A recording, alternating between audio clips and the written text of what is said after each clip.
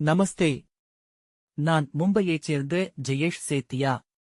ஸ்ரீ அம்மா பகவானுடனான எனது பயணம் ஒரு சக ஊழியர் என்னை அவர்களுக்கு அறிமுகப்படுத்திய போது தொடங்கியது.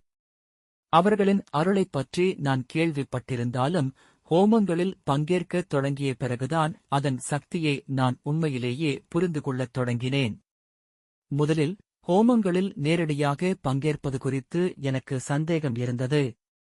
ஆனால் நான் கலந்து கொண்டவுடன் ஹோமத்தில் நேரடியாகவும் பங்கேற்பது எனக்கு மிகவும் பிடித்திருந்தது. ஹோமங்கள் ஒரு சிறந்த திருப்புமுனையாக மாறியது.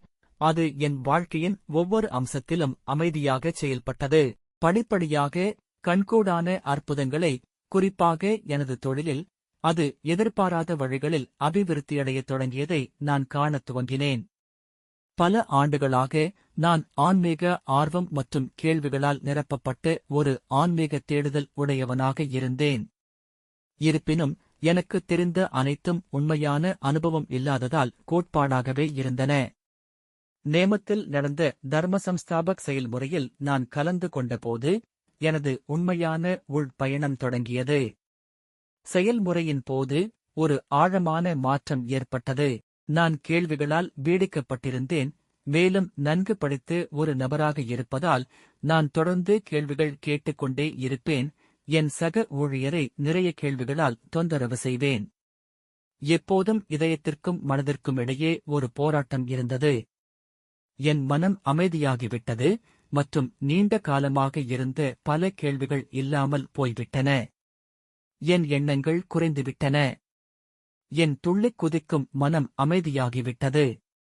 ஸ்ரீ பகவானின் முக்தி மோக்ஷா வகுப்பில் கலந்து கொண்டபோது என் சைதன்யம் மேலும் விரிவடைந்தது. பகவானின் பேச்சைக் கேட்டு தெளிவு பெறத் தொடங்கினேன். உள்ளுக்குள் ஆழ்ந்த அமைதி நிலையை அனுபவித்தேன். தொடர்ந்து துள்ளிக் குதிக்கும் அமைதியற்ற என் மனம் அமைதியும் கவனமும் நிறைந்ததாக மாறியது. நாள் முழுவதும் சாட்சிபாவம் மற்றும் விழிப்புணர்வு ஆகியவற்றின் இயல்பான நிலையை நான் அனுபவிக்கத் தொடங்கினேன். இந்த உள்மாற்றம் என் வெளி வாழ்க்கையில் பிரதிபலிக்கத் தொடங்கியது.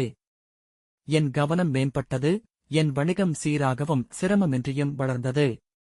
நான் இதற்கு முன்பு அனுபவித்திராத உள்தெளிவால் வழிநடத்தப்பட்டு தெளிவான மற்றும் உள்ளுணர்வான முடிவுகளை எடுக்கத் தொடங்கினேன். முன்னதாக தொழிலில் ஏற்பட்ட துரோகங்கள் மற்றும் இழப்புகள் காரணமாக நான் ஆழமான மனக்காயங்களையும் கசப்புகளையும் சுமந்தேன்.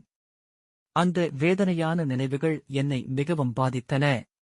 ஆனால் ஸ்ரீ அம்மா பகவானின் தெய்வீக அருளால் நான் படிப்படியாக குணமடைய ஆரம்பித்தேன். விழிப்புணர்வால் மனக்காயங்கள் கரைந்தன, என் இதயத்திற்கு அமைதி திரும்பியது.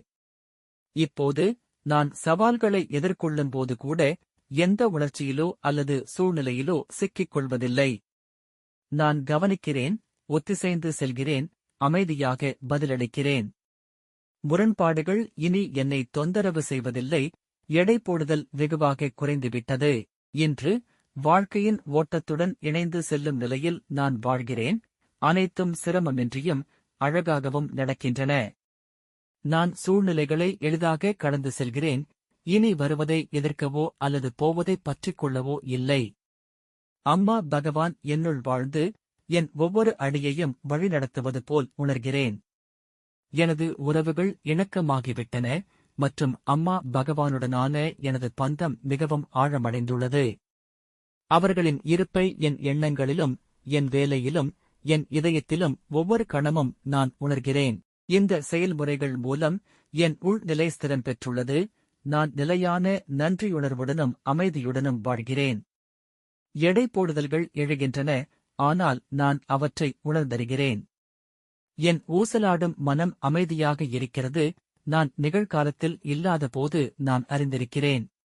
நான் மனக்காயப்படுகிறேன், இருப்பினும் அவை நீண்ட நேரம் என்னுடன் நீடிப்பதில்லை. உறவுகளை கையாள்வது எளிதாக இருக்கிறது. முன்பு போல் நான் சிக்கிக் கொள்வதில்லை.